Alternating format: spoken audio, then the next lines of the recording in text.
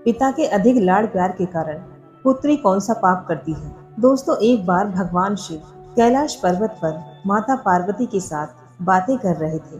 तब माता पार्वती कहती है, हे स्वामी, मैं जानना चाहती हूँ कि पिता की ज्यादा लाड़ प्यार के कारण किस प्रकार से स्त्री का पतन हो जाता है।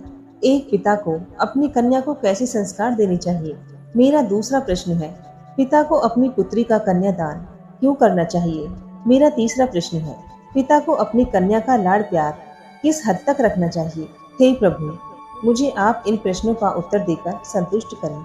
दोस्तों, भगवान शिव मुस्कुराते हुए माता पार्वती से कहते हैं, हे देवी पार्वती, आज आपने जो प्रश्न किए हैं वह समस्त मानव जाति के कल्याण हेतु अत्यंत महत्वपूर्ण है।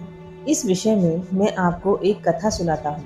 हे पार्वती, जो भी स्त्री पुरुष इस कथा का पूरा ध्यान से श्रवण करता है उसे मृत्यु के बाद मोक्ष की प्राप्ति होती है। हे पार्वती, आप भी इस कथा को पूरा ध्यान से सुनें और मानव जाति के कल्याण के लिए इसका प्रचार अवश्य करें।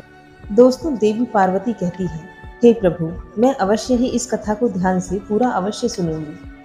हे प्रभु, मैं अवश्य ही इस कथा को पूरा ध्यान से सुनूंगी और प्रचार भी करूंगी, तथा जो भी स्त्री पुरुष इस कथा का प्रचार करेगा उस पर मेरी कृपा दृष्टि सदैव बनी रहेगी। आप कृपा करें और इस कथा को कहें।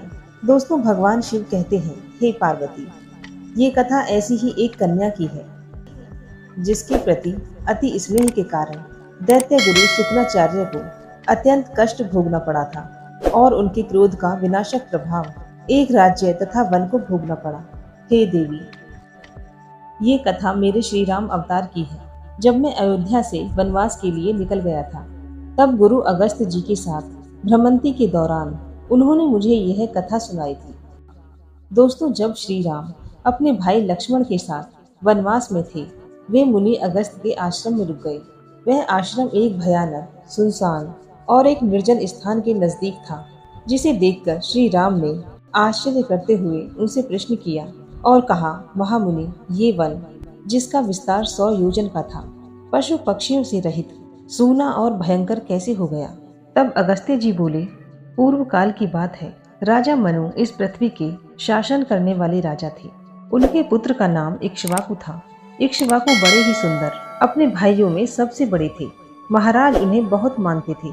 उन्होंने इक्ष्वाकु को भूमंडल के राज्य पर अभिषिक्त करके कहा, तुम पृथ्वी के राजवंशों के पशुपति सम्राट बनो। हे रघुनंदन, बहुत अच्छा। ये कहकर इक्ष्वाकु ने पिता की आज्ञा स्वीकार ली। तब वे अत्यंत संतुष्ट होकर बोले, बेटा, अब तुम दंड के द्वारा प्रजा की रक्षा करो, किंतु दंड का अकारण प्रयोग न करो। मनुष्यों के द्वारा अपराधियों को जो दंड दिया जाता है वह शास्त्रीय विधि के अनुसार उचित अवसर पर प्रयुक्त होने पर राजा को स्वर्ग में ले जाता है। जो राजा धर्म का पालन करते हुए प्रजा की रक्षा तथा अपने कर्तव्यों को पूरा करता है, वही जन्म जन्मांतर तक स्वर्ग में निवास करता है। इसलिए तुम दंड के समुचित प्रयोग के लिए सदा सचेष्ट रहना। ऐसा करने पर संसार में तुम्हारे द्वारा अवश्य परम धर्म का पालन होगा। दोस्तों, मुनि अगस्त्य जी बोले, हे रघुनंदन, इस प्रकार एकाग्र चित्त से इक्ष्वाकु को बहुत से उपदेश दिए। महाराज मनु बड़ी ही प्रसन्नता के साथ ब्रह्मलोक को सिधार गए। तत्पश्चात राजा इक्ष्वाकु को चिंता हुई कि मैं कैसे पुत्र उत्पन्न करूं। इसलिए उन्होंने अनेक प्रकार के शास्त्रीय कर्म, यज्ञ, पुत्र कामेश किए और उनके द्वारा राजा को अनेकों पुत्रों की प्राप्ति हुई। देव कुमार के समान तेजस्वी राजा इक्ष्वाकु ने पुत्रों को जन्म देकर अपने पितरों को संतुष्ट किया। इक्ष्वाकु के पुत्रों में जो सबसे छोटा था वह गुणों में सबसे श्रेष्ठ था। वह रूपवान तो था ही, तथा प्रजा का आदर करने के कारण वह सबके विशेष गौरव का पात्र हो गया था। उसके बुद्धिमान पिता ने उसका नाम दंड रखा और बिंदगिरी के 2 शिखरों के बीच में उसके रहने के लिए एक सुंदर नगर में। दोस्तों, मुनि अगस्त्य जी बोले, उस नगर का नाम मधुमत था। धर्मात्मा दंड ने वहां बहुत वर्षों तक राज्य किया तथा एक समय बाद जब चैत्र मास की घटा छा रही थी, तब राजा दंड अपने राज्य के वनों में विहार कर रहे थे। चलते चलते राजा दंड एक मुनि के रमणीय आश्रम के पास आ गया। वहां जाकर उसने देखा भार्गव मुनि की परम सुंदरी कन्या, जिसके रूप की कहीं भी तुलना नहीं थी। उस समय की वह सबसे रूपवान मनोहर स्त्री थी, मानो कि जैसे माँ लक्ष्मी ने धरती लोक पर अवतार ले लिया हो। वह अकेली वन में घूम रही है। दोस्तों, भगवान शिव कहते हैं, हे पार्वती, आपके पहले प्रश्न के अनुसार यह वही कन्या है जिसका नाम अर्चा है। वह ऋषि भार्गव वंश की तथा शुक्लाचार्य की कन्या और परम प्रिय शिष्य है। वह अपने पिता के समान ही तेजस्वी और सभी प्रकार के शास्त्रों में पारंगत है और बहुत विद्वान थी, किंतु अपने पिता के अति स्नेह के कारण वह बहुत घमंडी बन चुकी थी। वह अपने पिता के समान स्वयं को अपने आश्रम ही प्रमुख मानती थी और स्वच्छंद होकर विहार करती थी। हमेशा अपनी कुछ सहेलियों के साथ जल क्रीड़ा करने हेतु वन के एक सरोवर में जाया करती थी। फिर एक दिन की बात है, जब राजा दंड उसी वन में विचरण कर रहे थे, तब उन्हें चलते चलते प्यास लगने के कारण वहीं सरोवर की तलाश में घूम रहे थे। उसी सरोवर में अर्जा भी प्रतिदिन वन के भीतर निर्जन स्थान के सरोवर में निर्वस्त्र होकर अकेले स्नान कर रही थी। राजा भी चलते चलते उसी समय उसी सरोवर में पानी पीने के लिए आ जाता है।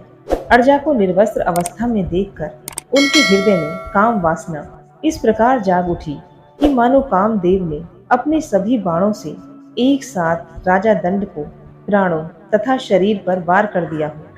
दोस्तों, मुनि अगस्त्य जी बोले कि मानो कामदेव ने अपने सभी बाणों से तथा शरीर पर प्रहार कर दिया हो। दोस्तों, मुनि अगस्त्य जी बोले, हे रघुनंदन, अपने पिता के अति स्नेह के कारण अर्जा लज्जित हुए बिना ही राजा से बोली, हे युवक, तुम कौन हो और इस स्थान पर क्यों आए हो? क्या तुम्हें पता नहीं है कि किसी स्त्री को निर्वस्त्र स्नान करते हुए देखना पाप होता है? तुम वहीं ठहर जाओ, सरोवर के पास मत आओ। मैं वस्त्र पहनकर बाहर आती हूँ। किंतु उसे देखकर राजा दंड के मन में पाप का उदय हुआ। वह काम बाण से पीड़ित हो गया। कुछ ही क्षणों बाद राजा दंड कन्या के पास आया और बोला, हे सुंदरी, तुम कहाँ से आई हो और तुम किसकी कन्या हो? मैं अति कामुक भाव से पीड़ित हूँ और तुमसे ये बातें पूछ रहा हूँ। हे कन्या, मैं तुम्हारा दास हूँ। सुंदरी, मुझ भक्त को स्वीकार करो। तभी अर्जा युवक के हाव भाव को देखकर और उसकी वेशभूषा को देखकर समझ चुकी थी, ये कोई राजा है, और बोली, हे राजन, आपको मालूम होना चाहिए कि मैं भार्गव वंश की कन्या हूँ। पुण्यात्मा शुक्लाचार्य की मैं पुत्री हूँ। मेरा नाम अर्जा है। मेरे पिताजी इसी आश्रम में निवास करते हैं। महाराज, शुक्लाचार्य मेरे पिता हैं और आप उनके शिष्य हैं, तथा धर्म के नाते मैं आपकी बहन हूँ। इसलिए आपको मुझसे ऐसी बातें नहीं करनी चाहिए। यदि कोई दूसरा पुरुष भी मुझ पर कुदृष्टि करे, आपको सदा उनके हाथों से मेरी रक्षा करनी चाहिए। मेरे पिता बड़े ही क्रोधी और भयंकर हैं। वे अपने श्राप से आपको भस्म कर देंगे। अतः नरश्रेष्ठ, आप मेरे पिता के पास जाइए और धर्माकुल वर्ताव के द्वारा उनसे मेरे लिए याचना कीजिए। अन्यथा इसके विपरीत आचरण करने पर आप पर महान एवं घोर दुख आ पड़ेगा। मेरे पिता का क्रोध उभर जाने पर वे समुचित त्रिलोक को भी जलाकर भस्म कर देंगे। इस प्रकार राजा का तिरस्कार करते हुए अर्जा ने राजा दंड से कहा, किंतु राजा दंड अपने स्वाभिमान धर्म को भूल अर्जा के सौंदर्य यौवन में पूरी तरह से पागल हो चुके थे। तब राजा दंड कहते हैं, हे मनोहारी, तुम्हें पा लेने पर चाहे मेरा वध हो जाए अथवा वध से भी महान कष्ट भोगना पड़े तो भी मुझे स्वीकार है। हे प्रिय, मैं तुम्हारा भक्त हूँ, मुझे स्वीकार करो। अब मैं अपने कामुकता का धैर्य नहीं संभाल पा रहा। दोस्तों, मुनि अगस्त्य जी बोले, हे रघुनंदन, ऐसा कहकर उस कन्या को राजा ने बलपूर्वक अपनी बाहों में कस लिया और उस एकांत वन में, जहाँ से कहीं आवाज भी नहीं पहुँच सकती थी, वहाँ ले जाकर उसके सारे वस्त्रों को बलपूर्वक उतार दिया और उसे पूरी तरह से नंगा कर दिया। बेचारी अबला उसकी भुजाओं से छूटने के लिए खूब झटपटाई, किंतु फिर भी राजा दंड ने अपनी स्वेच्छा अनुसार उसके साथ भोग किया। उसके साथ जबरदस्ती अपने मन की शांति पूरी होने तक भोग विलास किया। फिर थोड़ी देर बाद राजा दंड अत्यंत कठोर भयानक पूर्ण अपराध करके अपने रथ में बैठकर वहां से चला गया तथा कन्या अर्जा हीन भाव से रोती हुई अत्यंत दुखी होकर अपने आश्रम की ओर चली गई। जब अर्जा के पिता ने अपनी पुत्री को देखा कि उनकी पुत्री की दशा अत्यंत दयनीय है, वह धूल में सनी हुई है, उसके वस्त्र पूरी तरह से फट चुके हैं, उसके शरीर पर नाखूनों के घाव थे, उसके केश भी बिखर गए थे, मानो कि जैसे जंगली सूअर या बंदर ने उस पर प्राण घातक हमला किया हो। किंतु जब अपने दिव्य दृष्टि से शुक्राचार्य ने देखा तो तुरंत ही उनका सारा रहस्य उनके ध्यान में आ गया। उन्हें राजा दंड का वह महाघोर पाप दिखा तो शुक्राचार्य को बड़ा ही क्रोध हुआ। वे तीनों लोगों को तख्त सा करते हुए अत्यंत कठोर से भरे हुए अपने कटु शब्दों को शिष्यों को सुनाकर बोले, वो नीच राजन दंड, धर्म के विपरीत आचरण करने वाला, दूरदर्शी दुराचारी, क्रूर महापापी, उस क्रूर के ऊपर भयंकर विपत्ति आ रही है। तुम सभी लोग देखना, वह खोटी बुद्धि वाला पापी अधर्मी, अपने वंश का नाम कलंकित करने वाला राजा अपने देश, सेना, महल और वाहन सहित नष्ट हो जाएगा। उसका राज्य 100 योजन लंबा चौड़ा है। उस समुचित राज्य में देवराज इंद्र धूल की बड़ी भारी वर्षा करेंगे। वरुण देव अपने भीषण प्रभाव से सब कुछ तहस नहस कर देंगे। उस राज्य में रहने वाले और जंगल में जितने भी प्राणी हैं, उन सब का उस धूल की वर्षा से शीघ्र ही नाश हो जाएगा। जहाँ तक दंड का राज्य है, वहाँ तक के उपवनों अकस्मात 7 रात तक धूल आंधी की वर्षा होती रहेगी। दोस्तों, मुनि अगस्त्य जी बोले, हे रघुनंदन, क्रोध से संतप्त होने के कारण इस प्रकार शाप देकर महर्षि शुक्राचार्य ने आश्रम वासी शिष्यों से कहा, तुम लोग यहाँ रहने वाले सब निष्पाप लोगों को इस राज्य की सीमा से बाहर ले जाओ।